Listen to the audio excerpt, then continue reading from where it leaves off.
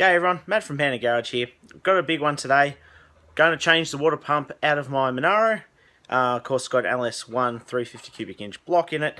Found out there was a huge leak when I got back from my honeymoon, so what we're going to do today is we worked out what it was, and the reason you're joining me halfway through this is the fact that I was waiting on parts. So basically the water pump had cacked it, and what we're going to do today is we're going to change it over and we're going to see if that sorts out our problem. So I'm going to show you exactly what I've gotten up to, how I did it, and then we're going to work from there. So join me. Alright, so what we've got here is my new water pump. It's a GMB, it's built in Japan, so of course the quality is going to be a lot higher than something cheap and Chinese. So I got just this off eBay for 115 bucks, just a local place here in Melbourne that sent it out to me. It was actually quite quick. So we're going to chuck this in. I'll just show you what happened with my other one, which is this. So this has been in the car for about 180,000 Ks. Oops, still got some water in it.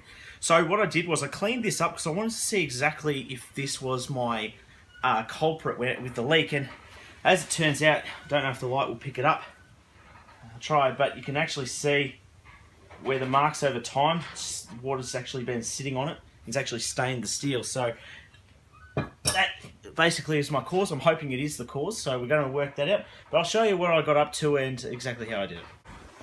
So what you got here is basically the whole front of the engine pulled off. Basically the water pump just goes here, attached to these holes here and those holes there. It's just 6 bolts on either side, so basically where the gaskets sit on either side. Pretty straightforward once you pull everything out of the way, but you actually got to pull some of the pulleys and tighteners out of the way to access those bolts. So I've got them in a particular order over there, and what we're going to do here is we're going to start reassembling our new kit. Alright, so this is the two side by side. As you can see, this one has had quite a hard life. It's been running for a long time. Got the GMB one there, looking very nice. So all I've got to do is I've just got to pull this off. I've got a new gasket for that, just the thermostat housing, if I can say that properly. And so that's basically it, and then we're going to shove it in there and hopefully that sorts the problem. Thermostat on.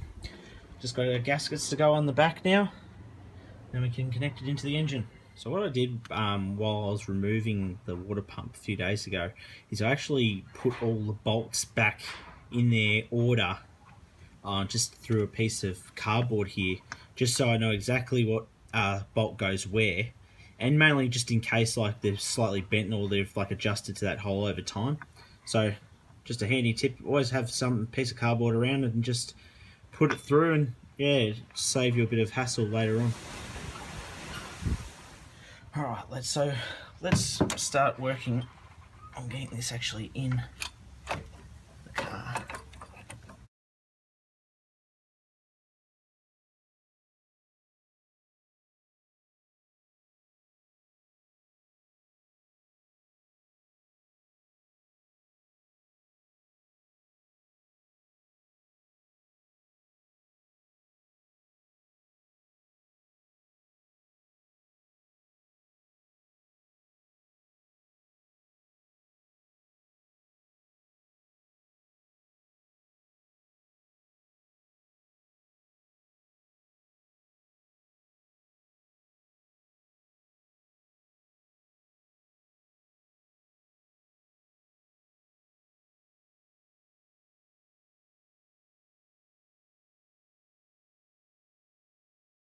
So that's what she looks like in. As you could have seen on the time lapse, there was a few dramas. Had the gaskets kept slipping off, and it just wasn't fitting right. I was worried that maybe I got the wrong one, but it should be fine. It just took a little bit of jigging around. So I'm going to put all the belts back on now, and then we're going to connect all the pipes back up. We're going to check it and make sure it's not leaking. Then I'm going to have to try and salvage a battery because mine's been nicked. So we'll sort all that out and we'll see, hopefully this is all successful and we've done a good job.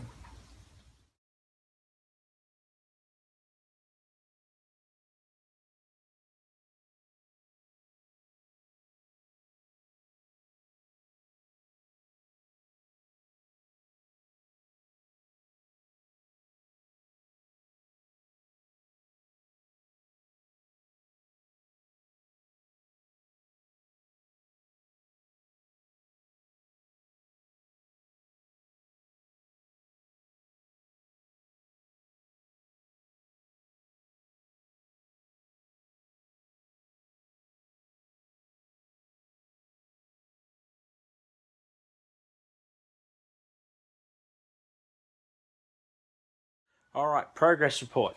This is a pain in the ass.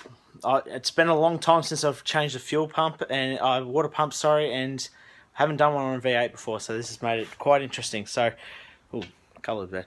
So, just working on the pulley at the moment. I just can't get it to reach. So, I'm going to keep going, going to keep trying. I've just worked out a different way that I can do it, and hopefully that works instead.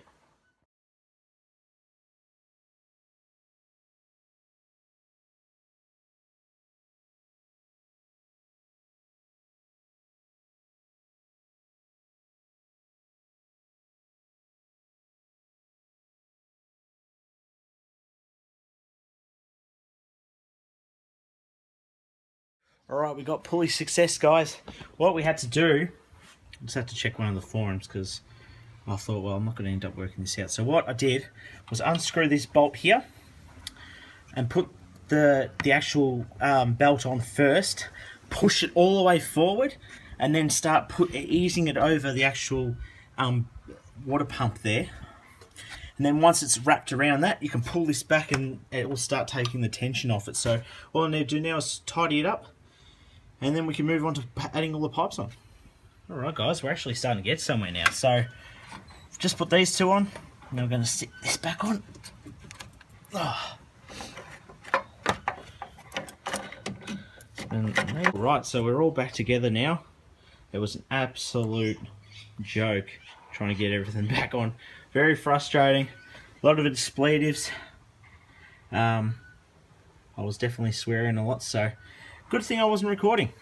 So everything's back in now. I'm just going to leave the shroud off so I can just check up on things. But now we're going to put some coolant in the tank, and hopefully we can get this thing started up because I really want to hear it because I haven't been able to drive it in over a month. So I'm very excited. Alright, so it looks like we've got everything sorted now. All I need to do now is just get a battery. So I'm going to have to grab Luke's old battery because I gave him a month to get a battery. And he decided that instead of going and getting one, he'd just keep his car running with my battery in it. And he also didn't get his car serviced, and now it's playing up huge again. Even though we fixed it the other day, it's still got problems. So we're going to jump his old battery. I've got the jump pack down on the ground there. And we'll give it a crack and see if this thing will turn over, and let's see if we've got any leaks.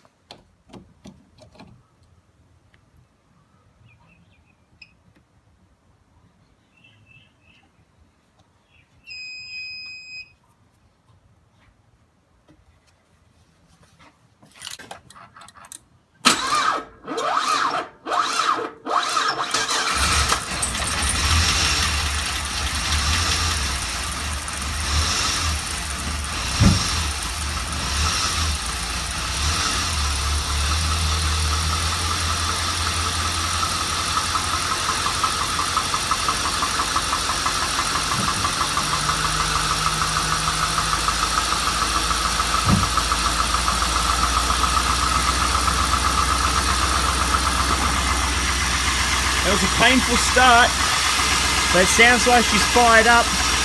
Lucky this thing had a little bit of charge left in it. So what we're going to do now, going to let the car run for a while, and I will tell you whether or not this works. Right guys, so that might be it. I've ran it for a little while. We've got the heat checked out. It's nice and warm. Haven't seen any leaks just of yet, so hopefully I don't have to update you and say that I bugged this up. So anyway, if you want any more information on how I installed this, just leave it in the comments below. Remember to give this a like or subscribe, please. I love it when guys give me a thumbs up or subscribe, because it actually really is quite motivating to keep going and making more videos. So thank you for joining me again. Hopefully it wasn't too boring.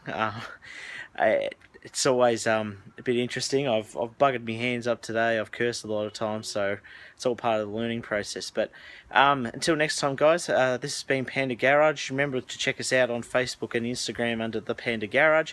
Also on Garage El Nemo